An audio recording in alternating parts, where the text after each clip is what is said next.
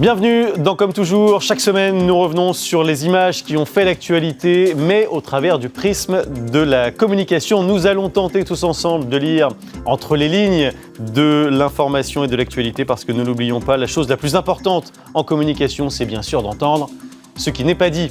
Au sommaire cette semaine, le Front National qui s'enferme en conclave ce week-end pour prendre le temps de travailler à restaurer son image et crever le fameux plafond de verre.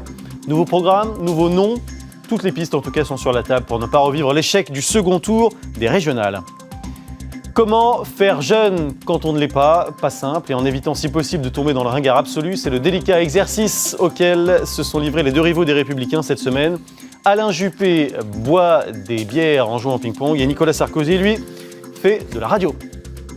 Et puis, les agriculteurs qui se mettent à nu pour se faire entendre, un striptease face au ministre, nouvelle technique de com inédite et bucolique pour en finir avec les sempiternelles images de violence.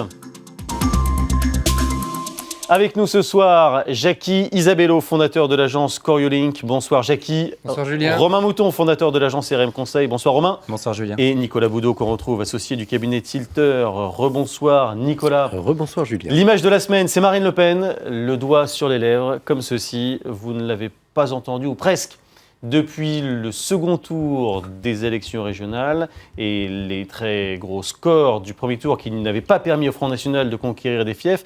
Eh bien, ce silence, ça va continuer comme ça tout au long de cette année. En tout cas, c'est ce qu'elle a annoncé lors de ses vœux. On l'écoute. Vous me verrez peu cette année. Nous aurons peu d'occasions de nous rencontrer directement. Parce que j'irai cette année, avant de lancer ma campagne présidentielle début 2017 et pas avant, au contact direct des Français. L'univers du buzz, des petites phrases, de la petite politique politicienne parisienne, du futile, tout cela ne me semble pas correspondre à l'idée que je me fais de la grande rencontre qu'est l'élection présidentielle entre une personne et le peuple français.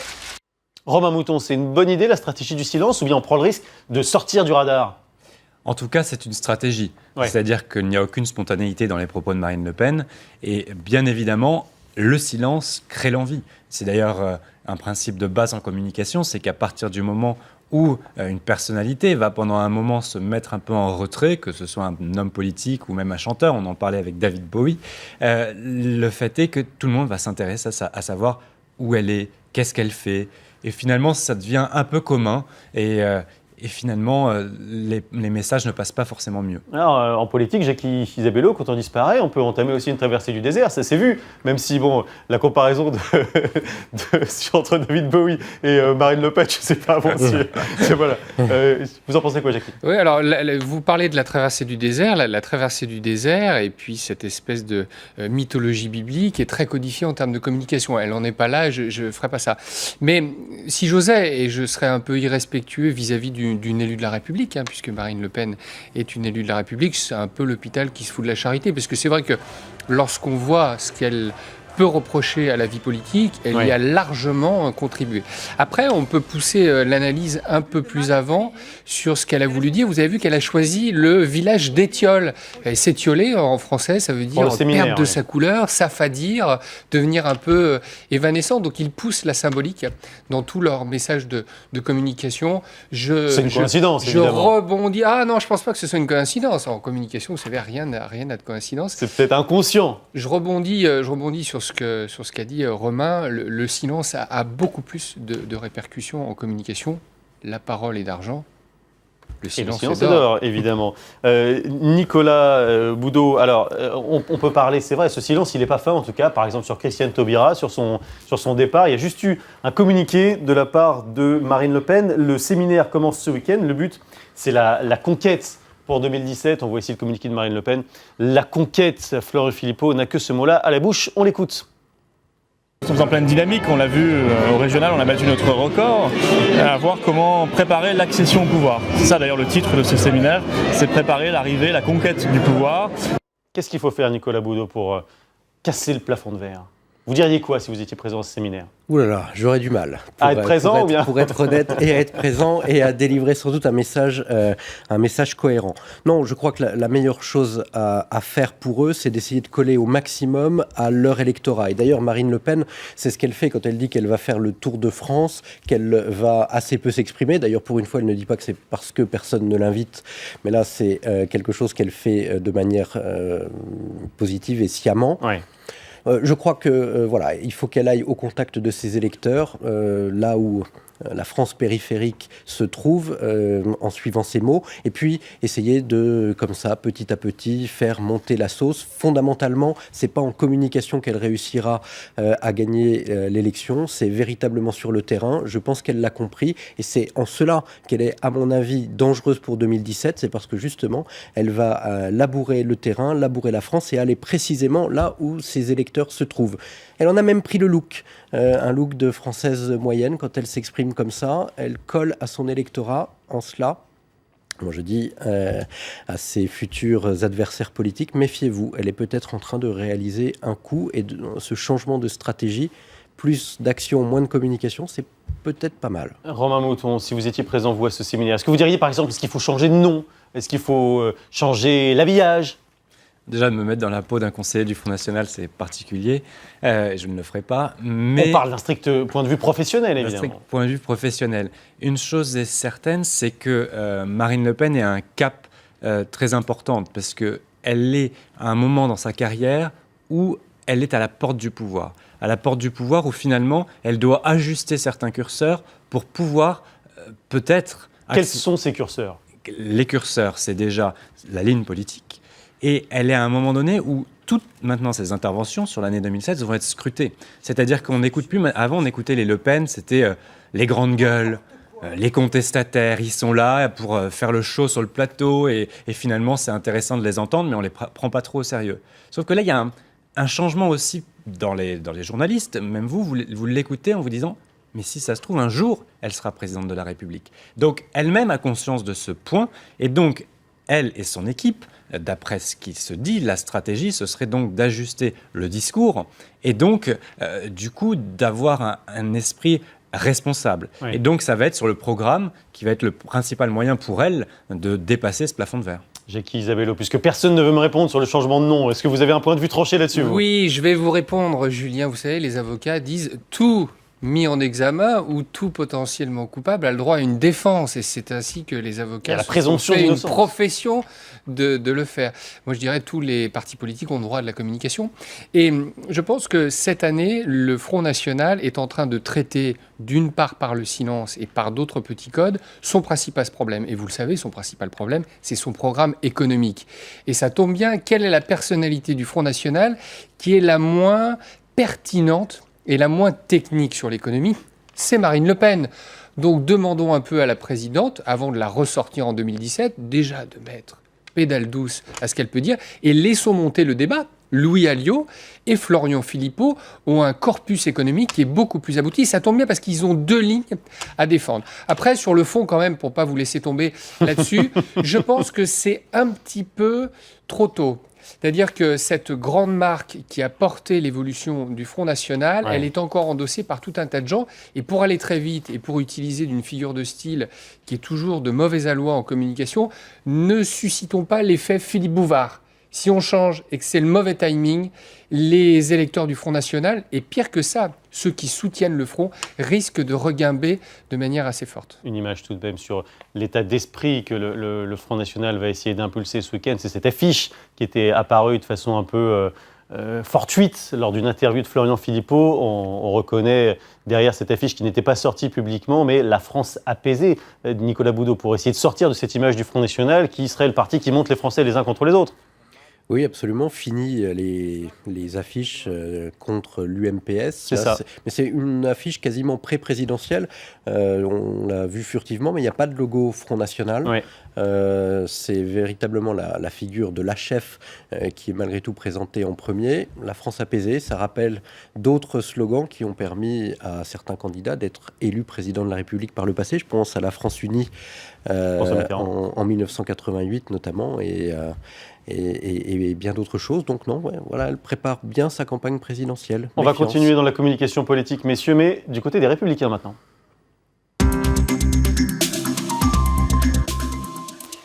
Avec une semaine à thème qui est en train de s'achever pour ce parti, le thème c'est être jeune, comment faire pour Alain Juppé et pour Nicolas Sarkozy. Alain Juppé qui par exemple est allé dans un pub à Montmartre avec des jeunes membres des Républicains et qui a joué à ce qu'on appelle le beer pong. Je ne sais pas si vous savez, les amis. Romain Mouton, vous êtes un adepte du beer pong ? J'ai jamais joué encore. Alors c'est un jeu qui consiste en gros à faire une sorte de ping-pong avec la balle qui rentre dans le verre et puis si ça rentre, on boit le verre. Jackie Isabello, cette scène un peu incongrue, vous qui êtes un grand joueur de beer pong, cette scène incongrue, on va la regarder tout de suite.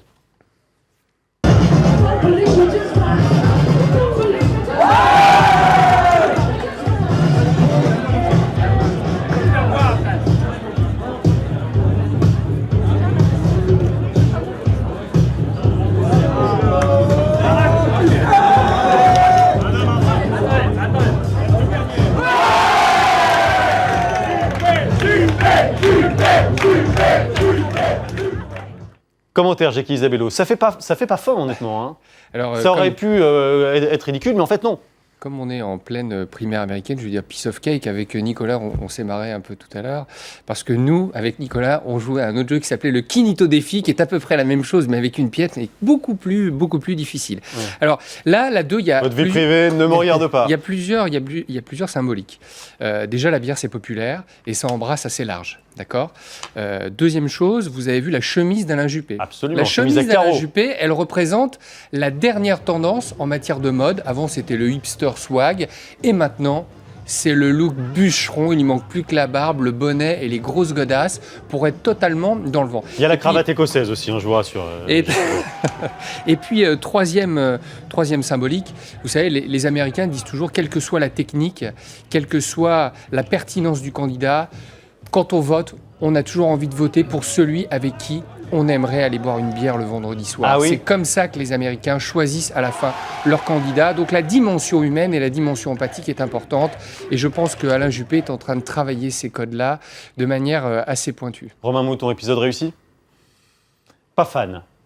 Personne n'est dupe. Enfin, j'ai l'impression qu'on ressort à chaque élection présidentielle. Il faut avoir ses jeunes, il faut faire jeune, il faut être bien habillé. Oui, mais souvent ça sonne faux, vraiment faux. Et là, franchement, pas trop, quoi. La question, c'est pas de savoir si ça sonne faux, c'est le résultat au final. Qu'est-ce qui va se passer dans les urnes ? Je pense qu'il y a un ras-le-bol de ce qu'on a déjà vu et que les Français, ce qu'ils attendent, c'est du renouveau. Oui. Et le renouveau aujourd'hui, est-ce que c'est avec des personnalités qui sont au pouvoir depuis des années, qu'on voit en permanence à la télévision, dans les débats ? Et les jeunes aujourd'hui, rappelons-nous les dernières élections. Le premier parti de France, le premier parti chez les jeunes, c'est le Front National, c'est Marine Le Pen. Donc ça veut dire qu'ils veulent un nouveau visage. Alors Nicolas Boudot, cela dit, on le précise, ici ce sont des jeunes un peu particuliers, enfin si j'ose dire, en tout cas ce sont des membres du parti les Républicains. On est en campagne pour les primaires, ce sont ces jeunes-là qui visent dans un premier tour Alain Juppé. Oui, absolument, et en ce sens c'est plutôt réussi parce qu'il se les met clairement dans la poche, et c'est pas l'image d'Alain Juppé qu'on avait l'habitude de voir. Hein. Là il est en train de fendre l'armure,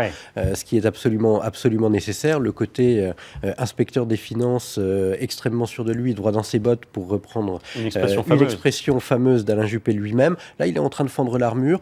Fondamentalement, si on se met à sa place, il n'a pas grand-chose à perdre dans cette élection. Donc, il la joue détendue. Il y a du fond, il y a un peu de forme. Voilà. Si ça se trouve, ça va marcher. Et son adversaire, pour l'instant pas encore déclaré, mais qui devrait le faire prochainement, principal dans cette primaire, ce sera évidemment Nicolas Sarkozy. Lui aussi, il tente d'aller sur les terrains occupés par les jeunes et il a notamment lancé cette semaine une web radio. Et quand on va sur cette web radio, voilà par exemple ce qu'on peut entendre. Bonjour, Raymond Vial, agriculteur-éleveur dans le département de la Loire et président de la Chambre d'agriculture. Bonjour Raymond, bonjour Monsieur le Président. Votre question est centrale. Le secteur agricole et agroalimentaire français, c'est 3,6% du PIB français. Voilà, cher Raymond, Monsieur le Président, ma réponse. Merci de vous être prêté à cet échange qui était pour moi passionnant. Alors, on ne peut pas vraiment dire, Romain Mouton, qu'on est dans la modernité ici, dans ce qu'on vient d'entendre. Clairement pas. Ouais. Déjà, Nicolas Sarkozy n'a pas choisi un premier sujet qui est un symbole de modernité. Et ensuite, il y a un contraste entre l'utilisation, là on voyait sur une plateforme numérique, d'une radio, on ne sait pas vraiment ce que c'est. Ça a été lancé aussi sur Instagram avec la France écoutée. Nicolas Sarkozy tâtonne un petit peu sur ces nouveaux outils de communication. Ouais. Et là, on l'entend bien, ne serait-ce que de dire « Cher Raymond, Monsieur le Président », c'est-à-dire amener un titre alors que l'échange devrait être convivial, franc et direct. Finalement, les codes ne sont pas respectés. C'est vrai que là, Jacky Isabello, quand on entend ça, on se dit ils sont tombés à côté. Est-ce que j'ai le droit de vous contredire ? Ah bah bien sûr, vous êtes là pour ça. Alors, les Américains importent un peu tout en matière de communication politique. Ouais. Et bien, figurez-vous qu'en ce moment, aux États-Unis, ce qui cartonne le plus, ce sont les podcasts. En ce moment, les annonceurs font des romans en podcast radio qu'ils mettent sur des plateformes qui cartonnent. Et en termes de communication, quel est le podcast que nous, communicants, on écoute toutes les semaines ? C'est le podcast de David Axelrod, qui, précisons-le à nos auditeurs, est le communicant de Barack Obama et qui reçoit semaine après semaine les gens importants, ceux qui sont dans l'actualité. Et David Axelrod leur fait cracher un peu tous les secrets, leur stratégie politique. Donc le podcast est revenu à la mode parce que vous, Julien, qui est un homme de médias, vous savez que la radio est un média de proximité qui dégage une sensation, une émotion qu'on ne retrouve pas dans les autres médias. Et cette proximité, Nicolas Sarkozy en joue. Alors là, je rejoins Romain. Vous avez entendu de l'émotion là dans l'extrait qu'on a passé ? Il a l'impression de jouer au badminton alors qu'il n'a pas sorti sa raquette depuis 20 ans. Donc il faudrait lui faire travailler. Il est rouillé, quoi. Voilà, vous avez vu que la semaine dernière est sortie une étude sur les émotions dans la voix. Il y a des chercheurs qui ont travaillé les émotions à partir d'un ordinateur. Absolument. Il serait bon que Nicolas Sarkozy passe un peu à travers cette machine. C'est un très bon article du journal du dimanche. Alors vous l'avez dit, c'est pas nouveau que les différents responsables politiques essaient de parler directement aux jeunes. Souvenez-vous, tiens, de cet échange que personne n'a oublié. Vous avez cité François Mitterrand. On le retrouve. Vous savez ce que c'est que Chébrand ? Vous savez, moi, quand j'étais enfant, déjà, on inversait l'ordre des syllabes dans le mot. Hein. C'est pas très nouveau, ça. D'autant plus que ça veut dire branché, bien entendu. Je ne veux pas faire le malin, très informé. Mais c'est déjà un peu dépassé. Hein. Vous auriez dû dire câblé. Nicolas Boudot, séquence évidemment dont tout le monde se souvient. C'est vrai que c'est pas neuf le fait de vouloir parler jeunes, quoi. Non, c'est pas neuf et pourtant je me souviens de l'avoir vu en direct. Donc, ouais. Et là, flagrant délit de mensonge, virgule 1 de plus pour François Mitterrand, parce que câblé, personne n'a jamais utilisé ça. C'est vrai. Il n'en demeure pas moins que... On disait Bléka. Oui, c'est ça, c'est ce qu'il dit juste après. Mais il n'en demeure pas moins que cette recherche pour les élus, les présidents de la République ou les candidats d'aller chercher la jeunesse au maximum, c'est assez logique, tout simplement parce que les jeunes sont devenus de plus en plus des prescripteurs d'opinion pour leur famille. Si, pour une élection présidentielle, je suis certain qu'ils vont se mobiliser pour la prochaine et qu'ils vont être prescripteurs pour leurs parents ou leur entourage. Donc ils ont raison, les différents candidats, d'essayer de se rapprocher de la jeunesse. S'il n'y a pas de renouvellement de la classe politique, au moins il y aura un renouvellement des militants, des sympathisants et de celles et ceux qui pousseront ces hommes et ces femmes politiques avant peut-être de prendre leur place, on l'espère tous, le plus vite possible. Eux aussi, ils sont prescripteurs sur le plan politique, il vaut mieux évidemment les avoir dans la poche, ce sont les agriculteurs. Les agriculteurs, on en parle ce soir parce que c'est une catégorie socio-professionnelle dont on peut observer, dont on a pu observer depuis quelques jours, qu'elle essaie d'explorer d'autres voies de communication que les habituels pneus brûlés devant les préfectures ou bien les cagettes vidées dans les supermarchés. Les agriculteurs se mettent, semble-t-il, à la com moderne. Il y a eu notamment cette image, celle d'un striptease devant le ministre Stéphane Le Foll. Voilà les agriculteurs qui n'hésitent pas à se mettre à nu. Jacky Isabello, vous avez pensé quoi de cette image ? C'était pour son anniversaire. Écoutez, moi, vous savez, Julien, comme mes petits camarades, je sais qu'avant, on disait faire du stop, c'était ringard. Par contre, si on fait blablacar, ça, c'est la classe. Ouais. Et les agriculteurs ont découvert que pour se faire aimer des Français, depuis, et vous allez voir où est-ce que je veux en venir, le bonheur est dans le pré. C'est vrai qu'on voit le point de départ, mais pas l'arrivée encore. Pardon, je parle d'une chaîne concurrente, mais depuis l'émission Le Bonheur est dans le pré, les agriculteurs ont compris qu'ils pouvaient se faire aimer autrement des Français, sans brûler, sans contester, et en simplement expliquant quelle était et quelle est la difficulté quotidienne de leur vie au service d'un pays qui a besoin de bien manger tous les jours. Et donc, à partir de ça, ils ont reconfiguré leur analyse politique en se disant on doit se faire aimer des gens Et on doit le faire autrement. Et les taxis feraient bien de s'en inspirer, et je termine là mon incise. Et je pense que les agriculteurs découvrent le poids de l'image, l'envie des médias d'autre chose, que les valeurs négatives de la violence, aujourd'hui, on ne peut plus aller là-dedans, puisque en permanence, on nous parle de Daesh, on nous parle de la guerre, on nous parle des choses qui sont difficiles pour la jeunesse, donc ils recomposent leur communication, et ils le font avec... je veux dire, plutôt de bons résultats. Ils avaient apporté des cadeaux d'ailleurs aux ministres et les agriculteurs, regardez.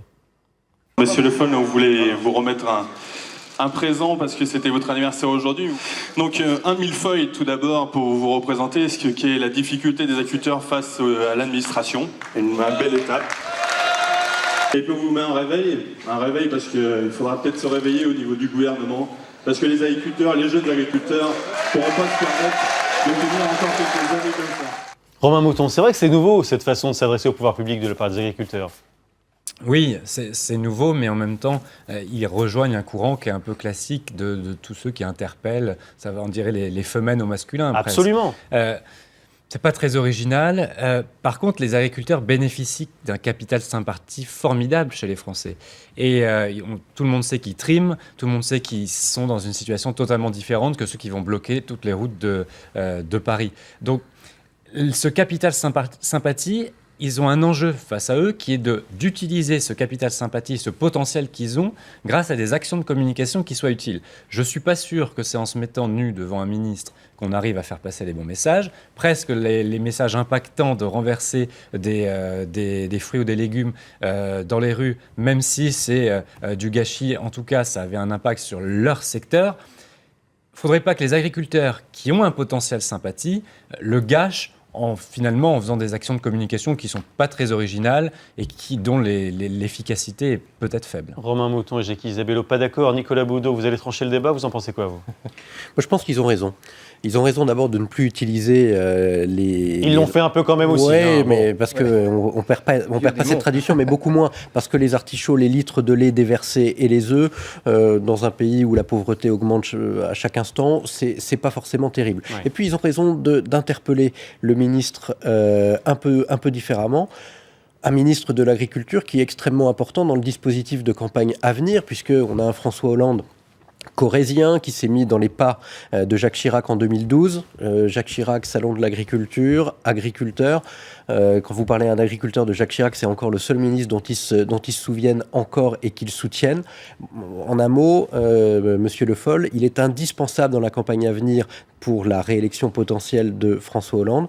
Et donc les agriculteurs jouent sur du velours en interpellant le ministre, et il ne serait pas étonnant que celui-ci fasse droit d'une façon ou d'une autre à leurs revendications assez vite. Il y a une autre image aussi qu'on peut montrer, ce sont ces agriculteurs qui se sont allongés par terre. Vous avez fait la comparaison tout à l'heure avec les femelles. On n'est pas, évidemment, ça ne ressemble pas, mais c'est le genre de scène qu'on a pu voir beaucoup chez des militants très actifs ces dernières années. C'est vrai, ça rappelle d'autres combats, Jacky Isabello, ce qu'on voit là. Oui, bien sûr, ça rappelle des combats plus humanitaires. Absolument. Moi, je pense, et en plus, on peut rajouter, la loi Garot a pris toute sa dimension. Aujourd'hui, les grandes surfaces sont obligées de traiter les surplus. On ne peut plus jouer avec les mêmes codes alimentaires. Et puis, les hommes politiques font passer les mesures en fonction de l'opinion publique de plus en plus, en fonction de la manière dont vous allez les traiter. Parce que si les Français sont pour ou contre, les médias vont l'exprimer différemment. Ouais. Donc, si on n'aime plus les agriculteurs, on perd ses revendications. Si on aime les agriculteurs, on fait ce qu'on veut. Romain Mouton, tout à l'heure, Nicolas Boudot parlait du salon d'agriculture. Ça se rapproche. Ce sera à la fin du mois. Et François Hollande, forcément, il fera un passage, un long passage. Il ira directement, d'ailleurs, en arrivant d'une tournée internationale très longue. Vous pensez que ça va être agité pour lui? Comment il peut gérer un épisode pareil, dont on sait qu'il a parfois coûté cher à des hommes politiques, confère Nicolas Sarkozy, par exemple? Déjà, il va avoir le critère sécurité en sa faveur. C'est-à-dire qu'on annonce déjà, et l'Élysée fait déjà fuiter, le dispositif de sécurité sera exceptionnel en raison des circonstances et le contexte d'attentat. Donc, on se prépare à avoir un François Hollande très entouré, qui sera donc inaccessible, et donc les opposants seront loin de lui. Donc déjà, on met à l'abri François Hollande d'une surenchère en termes de contestation. Ce sera un moment important pour la primaire également, puisque tous les candidats de droite vont défiler. C'est un moment politique important où tout le monde va compter chaque minute qui reste, combien de temps. Mais attention, les gens ne sont pas dupes. Entre un Nicolas Sarkozy qui va vouloir aller faire son mea culpa et un autre candidat comme Bruno Le Maire qui lui a été ministre de l'Agriculture, il y a quand même un sujet de crédibilité dans cette affaire. C'est en tout cas une source d'image très très importante et inépuisable pour nous à commenter dans cette émission comme toujours qui reviendra la semaine prochaine. Merci beaucoup à tous les trois. Tout de suite c'est le journal sur LCI.